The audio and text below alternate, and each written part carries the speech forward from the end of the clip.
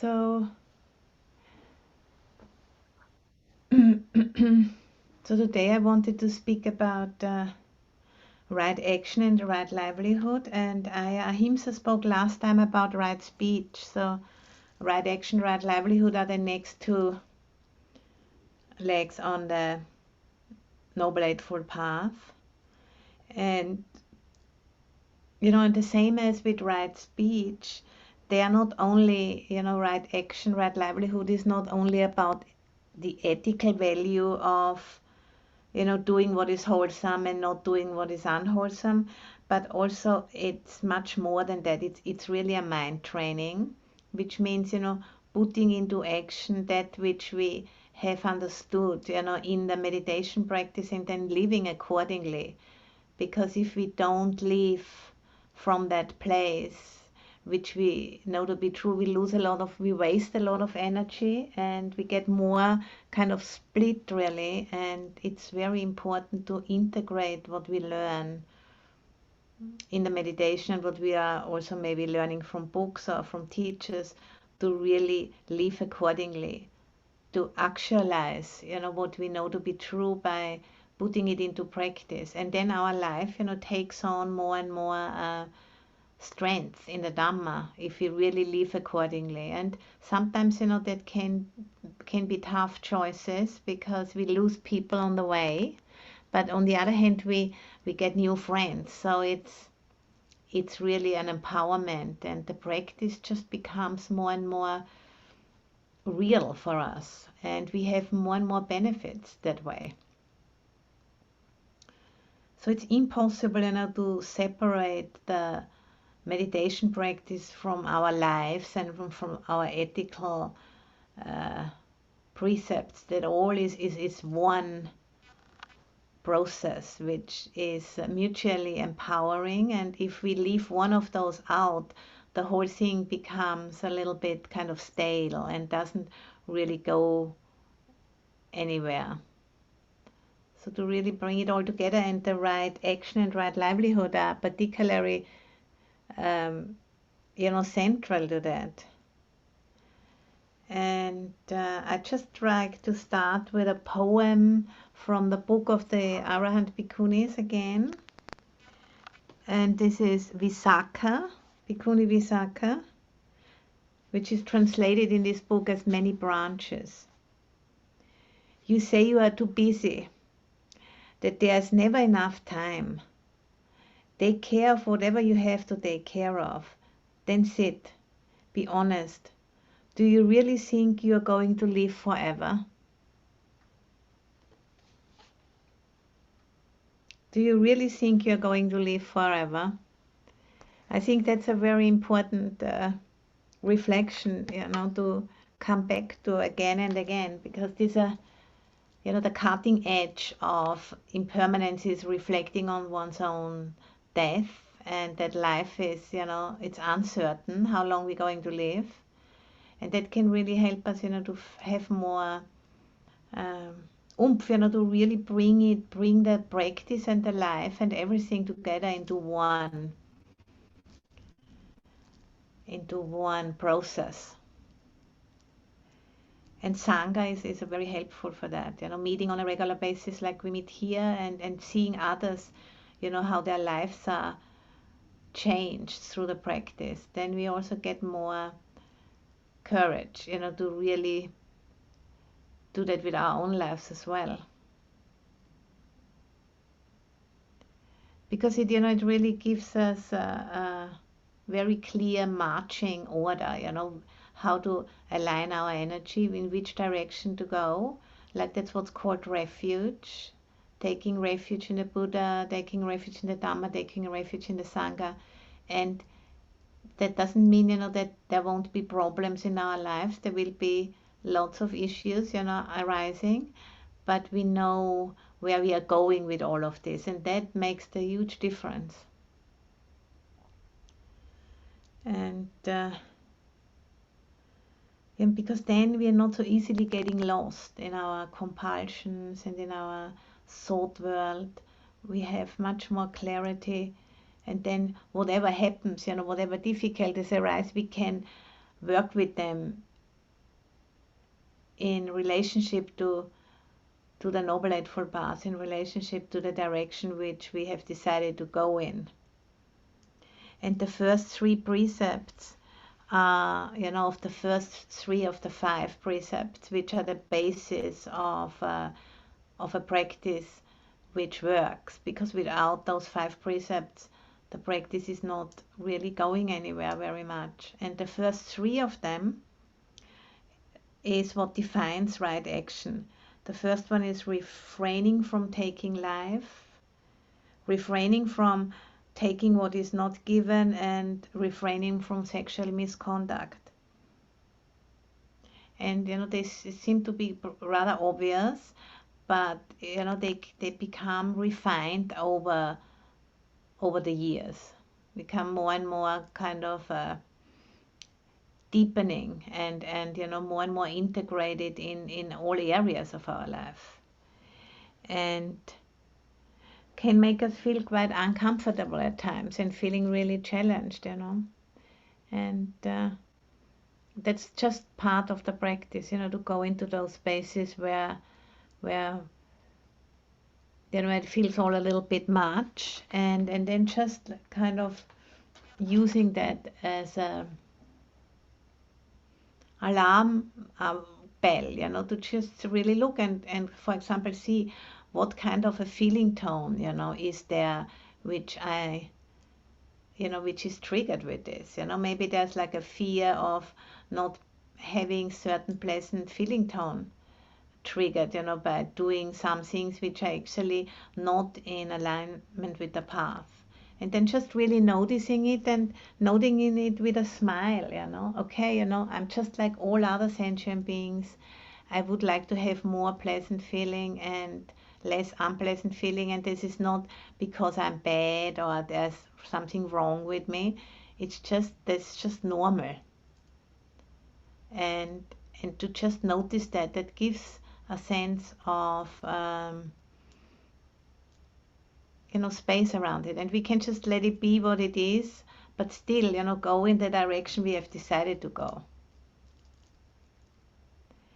And so the first one, not taking life, not harming. It's the opposite of that it would be loving kindness and compassion. For example, little examples would be, how is our diet, for example, in regards to eating other beings? Can we kind of cut down on that? Can we do less of that?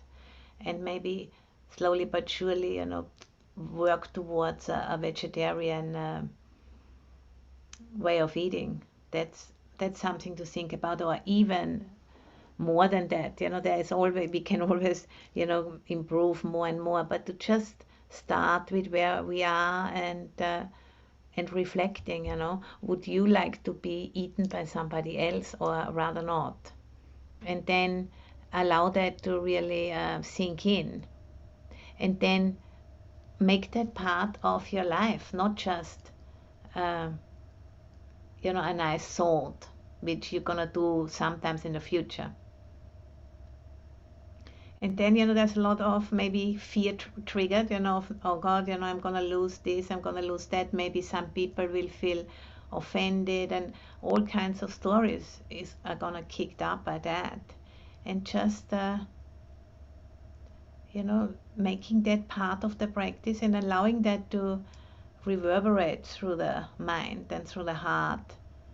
And then seeing, how are we attached to pleasant feeling, or how we want to have this kind of messy, confused kind of a mind state where we think, oh God, if I would stop eating meat, what repercussions that would have, instead of just trying it, one day at a time and seeing for ourselves. Also, I think about if we have insects inside the house, taking the time to catch them with some kind of a container and then bring them outside. If you've done that for a few times, it really has a very good effect on our kind of self-confidence in the practice, really. It's not just about this other being, it's not just the ethical training, it's a mind training, really. A training of the heart and a training of the mind. And I think this is what I like to communicate. It's not just like being nice to other beings, but it's much more than that. And that only, is understood by doing it, because you then notice in yourself how you start to feel about yourself.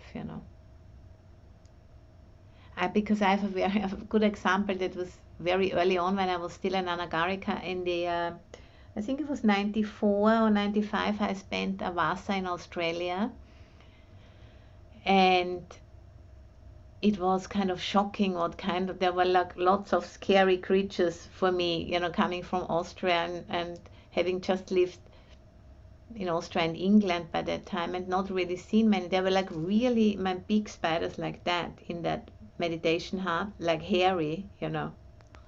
He was, and I was much too afraid to do anything with those spiders anyway because they were so big. But I had to learn I lived there for 3 months or 4 months, and I had to just learn to coexist. They weren't poisonous, they were just really big. And in the beginning, it seemed something impossible. I was so frightened and so contracted, but there's nothing I could do other than just like bang on the walls, and then it would just go inside somewhere so I couldn't see it at least, but I knew it was there. And then, after living like this for 3 months, I've lost the fear. Actually, I had a huge benefit. And that's what I mean.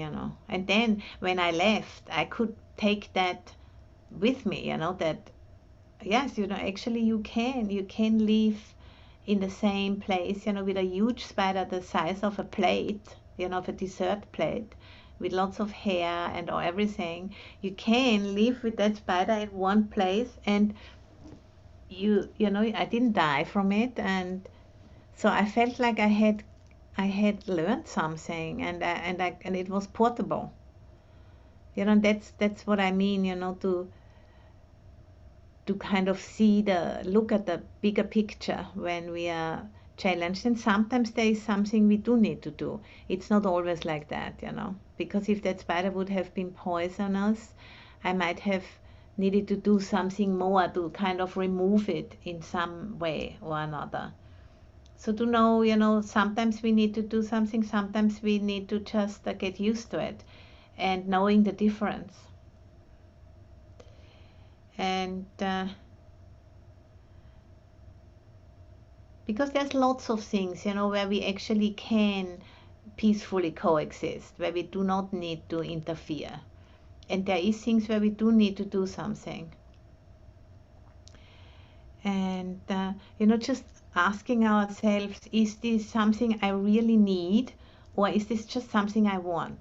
There's a huge difference. If we are not attending to our real needs, our life gets really very kind of, our psyche, our hearts get toward it.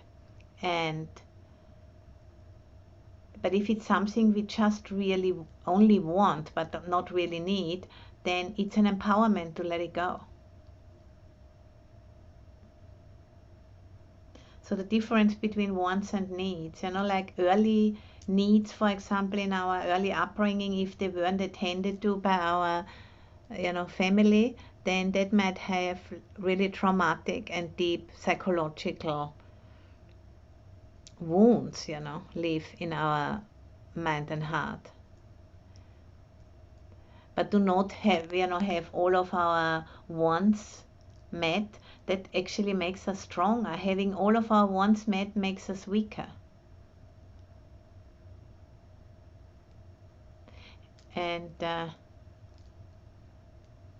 that's just like something to ask ourselves every time, if that sense comes up. Oh, but I really, then see, is this a want or is that a need? And if it's just a want, then look again, what is there something I can change here? And this is, a very important issue we all have to face, with climate change, because this confusion between wants and needs is having irreparable repercussions, on the biosphere, for example. And it can become, like a huge loss, if we don't know the difference between wants and needs. And then once we are clearer about that, and we make choices accordingly, we start to feel better about ourselves, about our practice, about our capacity, and it has very empowering effect on our practice. And we have much more courage.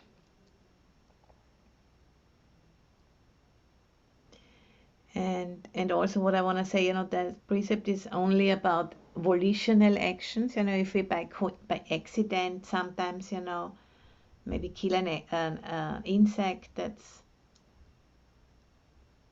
something else. But then, if we do that frequently, to just also really see, oh, maybe I could be a little bit more careful, a little bit more mindful if there's certain things happening. For example, when I take a shower here in the monastery, there's almost every time a spider in the bathtub. The first time or the second time, I didn't notice it early enough. But now whenever I go into the shower, the first thing is I check, and then I take the spider out. So those kind of things, And sometimes, insects can really infest a house. Or like when I was in Thailand, termites or so would just eat up a whole wooden kuti or things like that. There's times when we do need to do something. Or like I remember in England, in Amaravati, the guest house was infested with rats, which was really dangerous. They would chew at the electrical wires, and that was a fire danger. And so then sometimes then something needs to be done. But before, we do that, to just try whatever is in our power to not have that problem occur in the first place. And if it has occurred, to do it in a really thought through, compassionate way.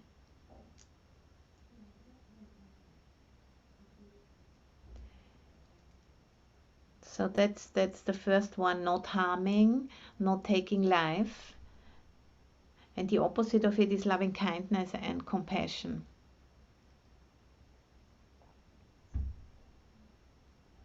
And then the second precept is not taking what is not given. And the opposite of it would be contentment. Abstaining from taking what is not given. Stealing, meaning, stealing what belongs to somebody else, to another person. But also that is a much wider thing to look at, in terms of our relationship to nature. And I just think about small things, and it mightn't really apply to any of you, but to just, throwing things just out of the car window, or, some people, they have something in their house they don't want to get rid of and they just dump it somewhere. Things like that too.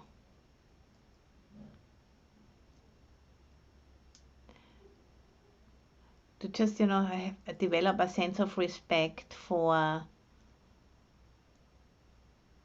other beings, not only human beings, but, all beings, like the trees and everything.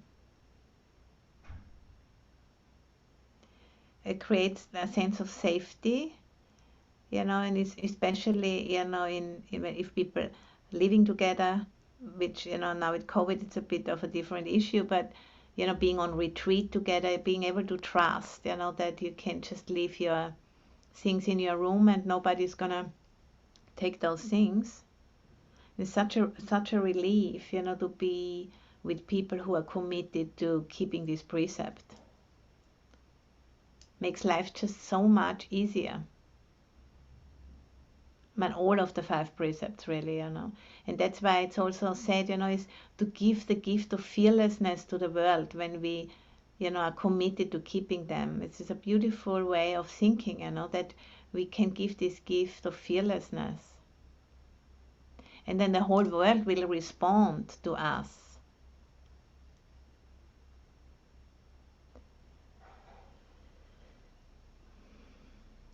Yeah, and also, it's not always like about big things, to steal. Sometimes it's just like kind of here in the monastery, for example, we can only eat what is given.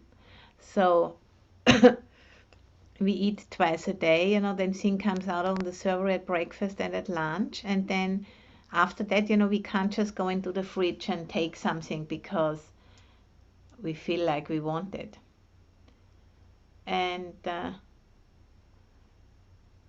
and meanwhile, in the beginning it was a bit of it was difficult and a bit of a artificial kind of a line, after this time you cannot eat or whatever.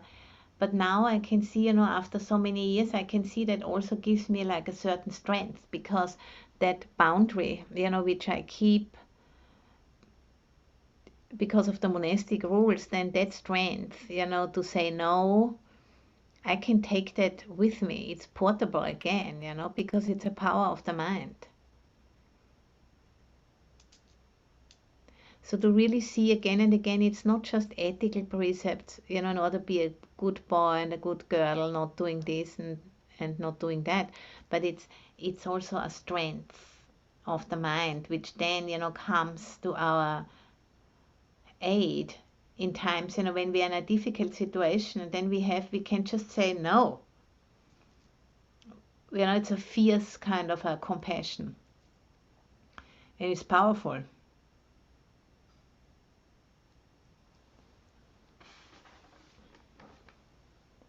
And contentment really, is really according to the teaching, is the greatest wealth we can have. Being content with what we have and where we are in our lives. Because, we have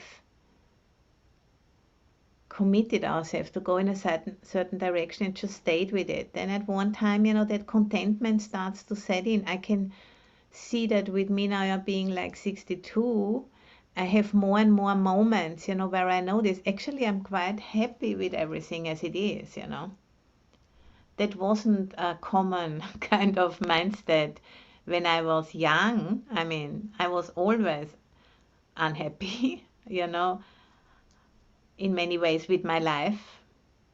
And yeah, and now getting older, I can really see, the practice does, it adds up, so to say, all of those little moments of realigning with the direction I want to go on, it just adds up like drops in a bucket, then it gets full. And then there's that sense of fullness, of contentment, not because I have a lot of stuff, but because I can see, yes, I have control over my mind, to a certain extent, developed over the years. And that gives me like a sense of fearlessness and contentment, because that's what I did out of my own decision. Because I was inspired, when I saw others who had done that with their lives, I felt like that's what I want. And then I just lived accordingly, and I was slipping and falling down and getting up and continuing. And then at one point, it really has an effect. Yeah, and that just is wonderful. And the last one is abstaining from sexual misconduct. And the opposite it would be renunciation, to be able to say no. Because that energy, like also the energy of greed and hatred, for the first 2 precepts, that energy of sexual greed, can be extremely deluding. Because it just does things to our mind where we project out, which can be rather, I mean, embarrassing sometimes, and sometimes like truly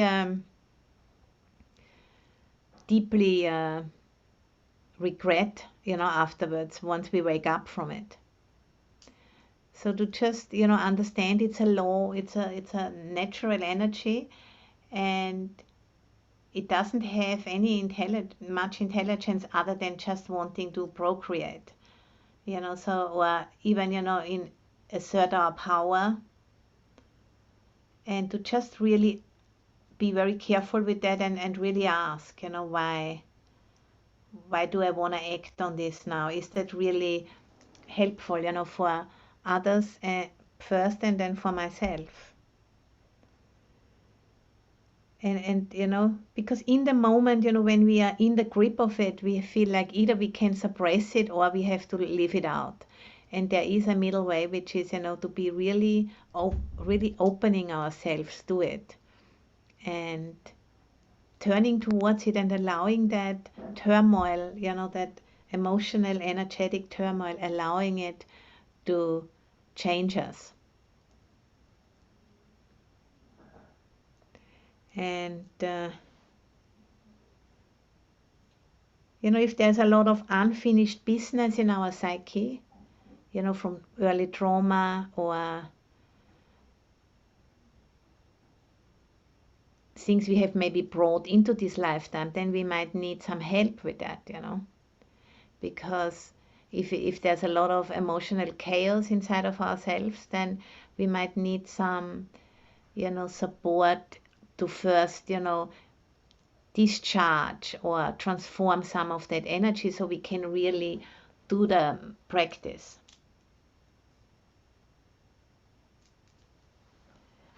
And to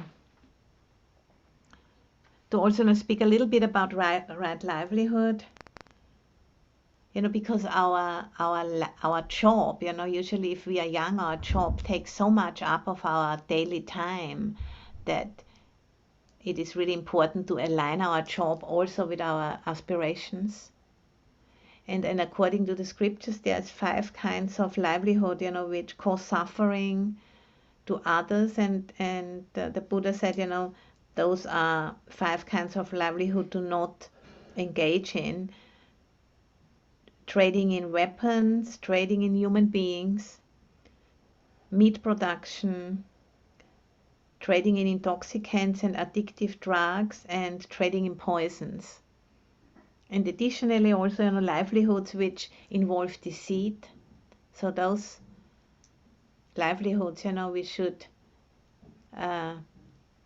not be engaged in, or if we are engaged in it, to try to find a way out of it.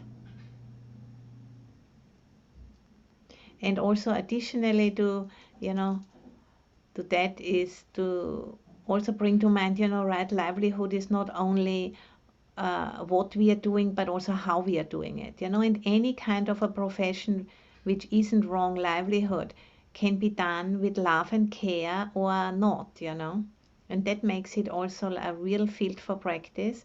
And I'm sure you've all been, maybe at the doctor's or at the shop or at the garage or anywhere, where somebody went out of their way for you, and how different that feels, that if somebody is really like kind of sharp, So that kind of care and kindness, we can bring to any job we have. Being, sometimes we might not work directly with customers, but we have colleagues, and we can bring that kindness, in everything, in the most menial, simple jobs. So they can all become, a real field for our practice. And then I have one more poem here.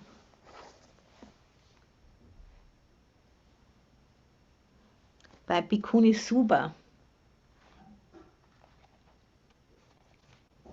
Suba, the goldsmith's daughter. They all told me the same thing. There's only one way to be truly safe.